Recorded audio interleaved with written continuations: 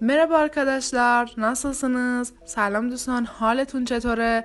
بریم که با هم یه جمله یا یه اصطلاح کاربردی به زبان ترکی استانبولی یاد بگیریم. بگیم که وقتش نیست، نوبتش نیست. میشه sırası değil. sırası değil یعنی وقتش نیست. بریم تو مثال بخونیمش. Her şeyin zamanı var. Şimdi sırası değil. هر یعنی همون هر، همه. شی یعنی چیز، هر چیزی. زمانı var. زمان یعنی همون زمان. زمانı var یعنی زمانی داره. şimdi یعنی الان، در حال حاضر. sırası değil وقتش نیست.